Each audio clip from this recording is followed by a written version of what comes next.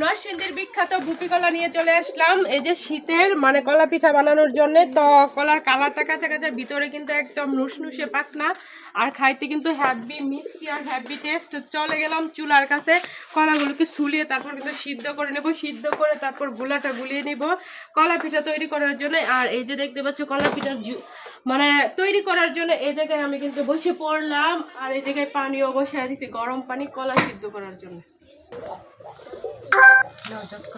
বন্ধুরা দেখতে পাচ্ছ এই যে কলা পিঠা বানানোর জন্য কলা নিয়েছি, আর এটা হলো হাতে একটা ঝুড়ি নিয়েছি, আর এটা হলো নিজের গাছের কলা। আর নিজের গাছের কলা দিয়ে কিন্তু কলা পিঠা বানাবো। আর কলাগুলি ছুলিয়ে নিচ্ছি, ছুলিয়ে কিন্তু একটা ঝুড়িতে নিয়ে নিব, নিয়ে তারপরে কিন্তু গরম পানি দিয়ে কিন্তু সিদ্ধ করে নেব। সিদ্ধ করে তারপর ওই যে কলার যে একটা কালো কালো পানি থাকে, ওই পানিটা কিন্তু একদম মানে ফেলে দিব, ফেলে তারপরে কিন্তু গুঁড়ি দিয়ে কলাটাকে মাখিয়ে নিব।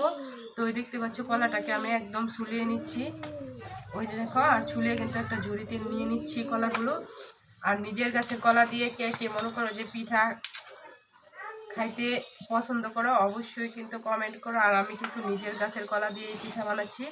আর এই কলাটা কিন্তু 4-5 দিন আগে মানে গাছ থেকে পেরে রাখছিলাম, দেখতেছি যে পাকা পাকা ধরছে, তারপর কিন্তু বাদুড়ে একটা দুইটা খেয়ে ফেলছে, তারপর আমি কলাটাকে পেরে নিয়েছি। তো আমাদের বাড়ির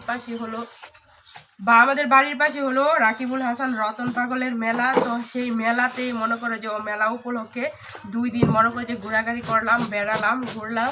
তো সেই ক্ষেত্রে আজকে কিন্তু কলা পিঠা বানিয়ে ফেলবো, আর বাড়িতেও কিন্তু মেহমান আসবে, আর সবাইকে দাওয়াত করছি, যেহেতু সবাইকে দাওয়াত করছি তো দাওয়াতের পাশাপাশি সবাইকে কলা পিঠাও খাইয়ে দিব।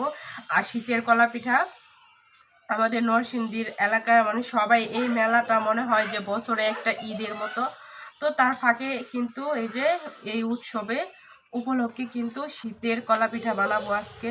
তো কলাগুলি ছুলিয়ে নিচ্ছি, দেখতেই পাচ্ছ বন্ধুরা। আর কলাগুলি কিন্তু তোমরা দেখতে পাচ্ছ আসলে এতটা মানে কালার আসে না, কালার না আসলেও কলাগুলি কিন্তু বেশ মিষ্টি, আর ভিতরে কিন্তু একদম নুসনুস হয়ে পেকে গেছে।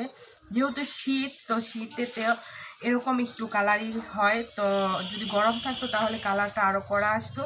তো আমার কলাটা কিন্তু একদম ছোট ছোট, আর এটা কিন্তু বুপি কলা। আর এই কলাটা খাইতে কিন্তু খুবই অসাধারণ লাগে, খুবই ভালো লাগে।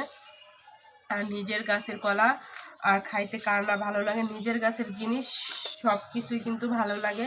তো আমার কলা কিন্তু কিছু ছুলানো হয়ে গেছে, এই যে দেখতে পাচ্ছ ঝুড়িতে নিয়ে নিয়েছি। আর আরও কিছু কলা ছুলিয়ে নিব, ছুলিয়ে তারপরে কিন্তু আমি এটাকে ভালোভাবে গরম পানি দিয়ে সিদ্ধ করে নেব। সিদ্ধ করে তারপরে কিন্তু কলাটাকে একদম কাসলাই কাসলাই নিব, কাসলাই কাসলাই নিয়ে তারপরে কিন্তু পিঠাটা তৈরি করব। তো পিঠা তৈরি করার আগে আমি কিন্তু কলাগুলিকে ছুলিয়ে নিচ্ছি, দেখতেই পাচ্ছ একদম অনেকগুলা কলা ছুলিয়েছি। তো আর কয়টা কলা ছুলালেই আমার হয়ে যাবে। তো আসলে বন্ধুরা কে কে তোমরা কলা পিঠা খাইতে পছন্দ করো অবশ্যই কিন্তু কমেন্ট করে জানাইও। তো দেখতেই পাচ্ছ কলাগুলি ছুলিয়ে নিয়েছি। তো আমার কলা ছুলানোর ভিডিওটা কেমন হয়েছে অবশ্যই কিন্তু সবাই কমেন্ট করে জানাইও। তো আবারও চলে আসবো নতুন কোনো ভিডিও নিয়ে তোমাদের সঙ্গে শেয়ার করার জন্য। সেই পর্যন্ত তোমরা সবাই ভালো থেকো, সুস্থ থেকো। ধন্যবাদ সবাইকে, আসসালামু আলাইকুম, টাটা।